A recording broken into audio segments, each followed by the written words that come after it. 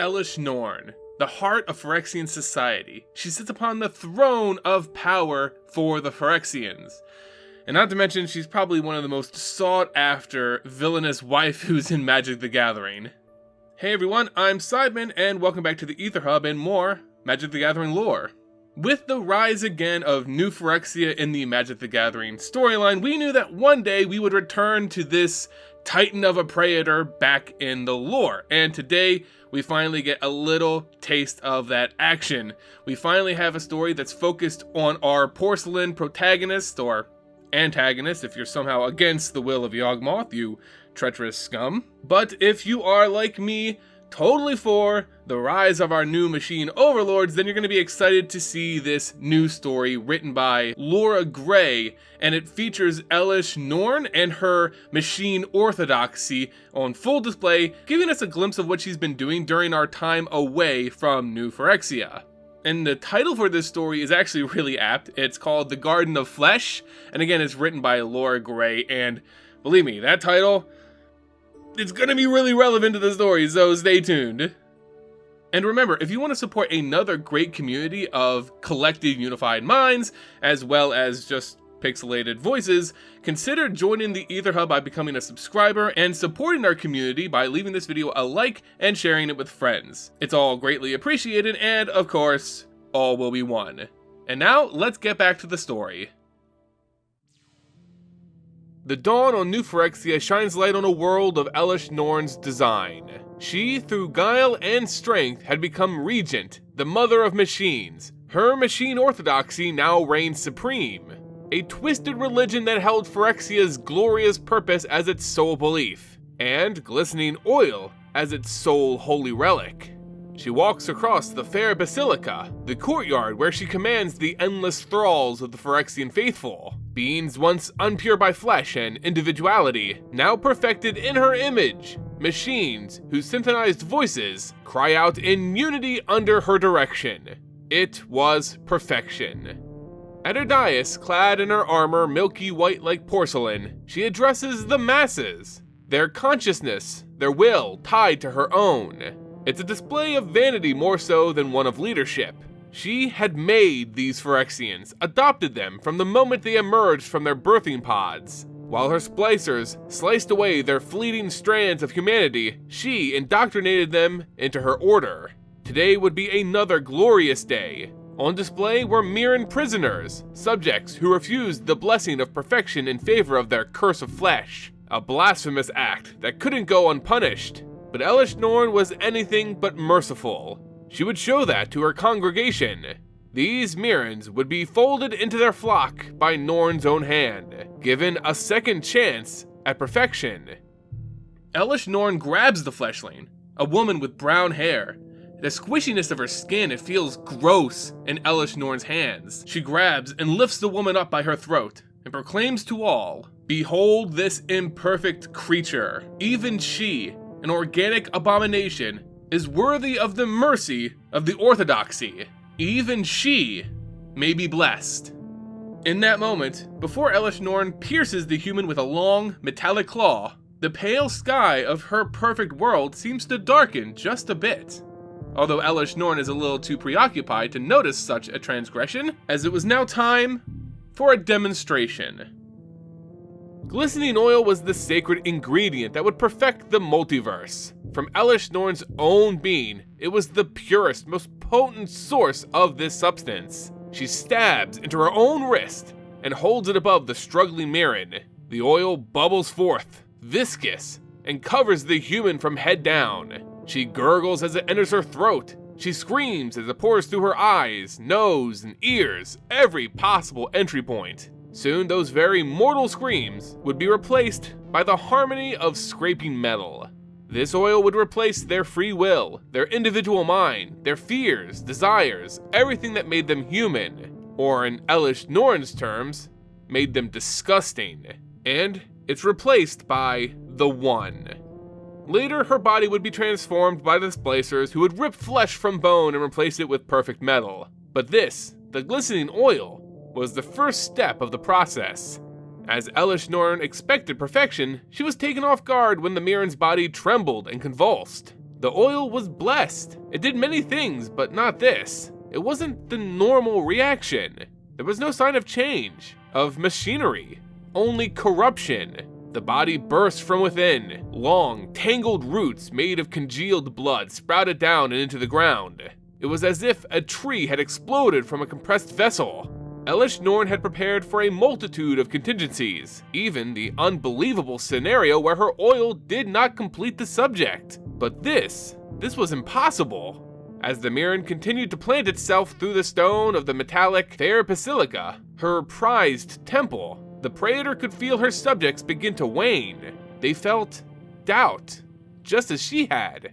Elesh Norn ended the display with a swift strike to the Mirren's throat, leaving her body lifeless and pierced by these roots. In her speech, she attempted to salvage the ceremony, explaining how the creature was so unholy, unpure, corrupted, that even the oil could not save her. In truth, Elesh Norn was uneased by this display. How could the glistening oil, the holiest of substance, fail her? Oil from her very veins. Was she somehow corrupted? For the first time, a Praetor felt doubt. Later that night, walking back to the place of this botched procedure, Elesh Norn thinks back on the possibilities of such a reaction. Certainly no human was strong enough to resist her oil, let alone respond in such a biological and blasphemous way. Perhaps there were clues at the ritual site, something she may have missed amongst the confusion. There, where the Mirren's blood had spilled, a small plant had taken root. An insignificant thing, but a tarnished stain on all which she had built. An organic thing was corrupting her palace of stone and metal. She grabs the stem with her cold, clawed hand and pulls hard. She's met with uncanny resistance from such a small thing. Using all her strength with both arms, she yanks and frees the abomination. Where she expected to find roots, she found something else. Connected to the plant was a human arm, growing from the tendrils of the stem and latticed with the muscle and flesh. It was truly the most disgusting thing she had ever witnessed. Flesh had cursed her perfect world. In a rage, she shreds the organic matter in a masterful display of precision, satisfied that it would no longer taint new Phyrexia. But as she looks across the courtyard, every drop of Mirren blood had sprouted another plant. They littered the area a field of green. From plant to plant, she disposed of this corruption. A plant tied to a thigh, a lung, a heart, teeth, and ears. All pieces of a disgusting, biological life form. An uneasy, unfamiliar feeling coiled through Elesh Norn's chest. That feeling, it was as if something was corrupting the very purpose of the machine orthodoxy. As if it was falling prey to some alien force. Something looking to upend the perfect world she had created. She was the mother of machines. She was the regent lord of New Phyrexia. How could this essence creep in and corrupt so profoundly on her watch? Again, she feels that knot in her chest. The skies of her beautiful porcelain palace again darken above her. Impossible. It's an impossibility. New Phyrexia is merely an extension of her own being. She can feel and sense everything that takes place here, and no outside force would dare dim her skies. There was no logical explanation for any of this. Was there something wrong with her? Was there some flaw that germinated inside her, just waiting to expose the weakness of New Phyrexia? It all seemed so unreal. It reminded Elesh Norn of observations on Mirren prisoners. As they huddled together in their cold cages for warmth, they would sleep, and in their sleeps they would dream. Unconscious reality made real in their minds. At the time, she believed this just another example of flesh's weakness. But now, she felt as if she was living in a dream, a reality that just wasn't real. She and other Phyrexians had no reason to dream. She had no reason to fill her mind with fanciful thoughts of flesh growing from her perfect world. Then the realization dawns on her. This isn't her perfect world. As she leans back and straightens her posture with conviction, she hums out a name, Ashiok. The darkness that plagued her sky coalesced and took form. Horns wisped with a shadow that draped down into a slender form. A Planeswalker, one who Elesh Norn had heard of from reports gathered from the Mirren resistance. The fleshlings reported a humanoid who plagued their dreams, twisting them into nightmares. A mage, no doubt, but one who at the time seemed to only threaten the Mirrans. Elesh Norn was also familiar with Planeswalkers, having faced several in a failed assault on their citadel some time ago. And again, it appeared a Planeswalker had come to challenge her supremacy. Ashiok lands in front of the Regent, leaving enough space as to disengage from an attack. They looked over their masterpiece, one woven over a great deal of time after studying the Phyrexians and their unique minds. This nightmare was their art, and Elesh Norn was a most unique canvas to work upon. The Planeswalker explains that at first they didn't believe Phyrexians would be suitable for their magic, but this test exceeded their expectations. It was indeed a test, and what better test subject than the greatest Phyrexian of all, the mother of machines herself. Still, the Phyrexian mind didn't process fear quite like a human's did. Fear? She was Regent, she was not weak, she was not human, she was free of fear, or so she thought. But the fact remained, if she did not experience fear, then why had Ashiok come? What was fueling their magic? Though Elesh Norn couldn't process it, she did feel fear from this nightmare. Elesh Norn didn't take kindly to this amusement. It was nothing more than an illusion, a mere trifle, a trick. Ashiok weaved another spell, a fluid form given shape. The shape of a woman, a warrior clad in armor. It was the visage of a soul that they encountered on the plane of Theros, one that was tortured by the memory of the Phyrexians. It was this nightmare that piqued the Planeswalker's interest. What would a nightmare look like to a people as horrific as the Phyrexians? What does fear look like to those so frightening? In truth, it was Elspeth Tirel herself that so feared Elesh Norn, a mortal being who almost managed to uproot the machine orthodoxy, one who managed to escape the Praetor's might. But still, the power of Elesh Norn wasn't something to trifle with.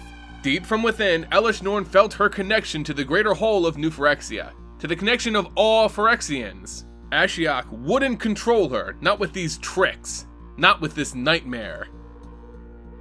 Using her connection to their people, Elesh Norn willed in phantoms of her own to this dream world.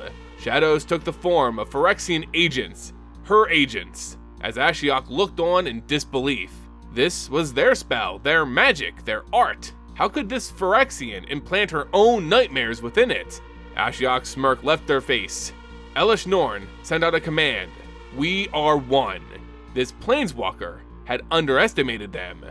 Jumping and floating through the sky, Ashiok managed to dodge the incoming spears and claws of the phantom Phyrexians, as Elesh Norn herself threw out a wave of porcelain blades like a flash of light, the Planeswalker just managing to fly up, leaving only traces of their robe in the dagger's path. Ashiok counters with a final spell, their last masterpiece. Shadows thick as molasses puddle at the feet of Elesh Norn and take shape. It forms Elspeth Tirel, but wearing armor that mocked her own perfect shape. It was like a human version of herself, an image that filled the Praetor's gut with disgust. As Ashiok floated away, Elesh Norn cut down the sad imitation of her with a single strike. Its face looked up at her with sympathy and pity, as if this human scum felt bad for their superior.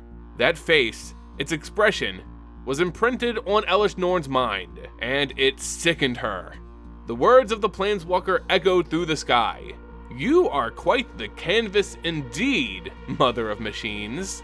The nightmare fades from reality. Her perfect world returned to her. No more plants or biological life corrupting her stone and metal palace. Only Elesh Norn standing there, fully experiencing a new emotion that she had never felt before. This Elspeth, they filled her with fear and uncertainty, a true sin against the machine orthodoxy.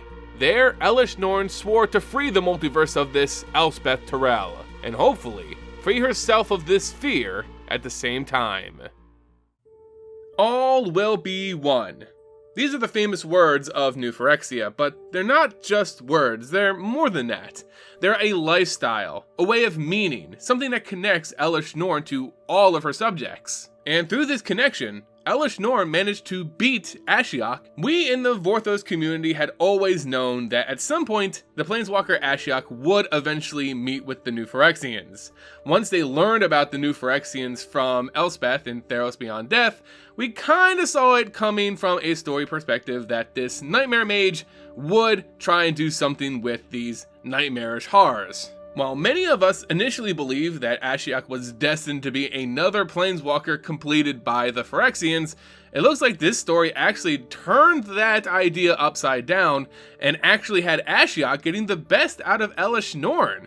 Surprising, right? But it looks like their nightmare magic works even on the Praetors, and even one as strong as Elesh Norn. And from this story, we found that Elesh Norn, in fact, experienced fear.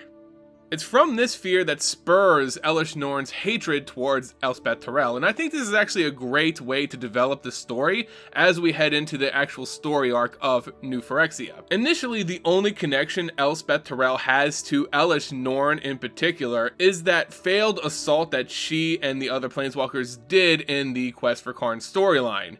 Now, that might seem like a good enough reason to have these characters meet again, but it wasn't really a personal reason. This connection made by Ashiok and these nightmares makes it more personable between Elesh Norn and Elspeth Tirel. Rather than just be a planeswalker who dared to challenge their supremacy, it's actually the root of Elesh Norn's fears now, which really sets up a great confrontation between these two tectonic characters. As for the story itself, guys, I gotta say, this is a really good one. Now, a lot of the stories from Wizards of the Coast and Magic the Gathering are kinda hit and miss. Sometimes entire story arcs are rushed and a lot just seems to be left out there for interpretation. But this one, it's just a one-shot in between sets. It's really good. In fact, it's actually quite gory. So if you're really into the visceralness of some stories in fantasy, you're really going to get a lot out of this. I kind of just summed it all up, but if you actually read the article, which I'll have linked in the description below, you'll see that it's actually quite horrific, and you'll probably get a lot out of it. Anyway guys, that's going to do it for today's video, as we take a look at what Elesh Norn truly fears. Now, what I'm afraid of is that you guys just don't like the content. Prove me wrong by subscribing, liking, leaving a comment, and sharing this video with friends. It all goes a long way in helping us build this community. As always guys, thank you all so much for watching, and until next time, see ya!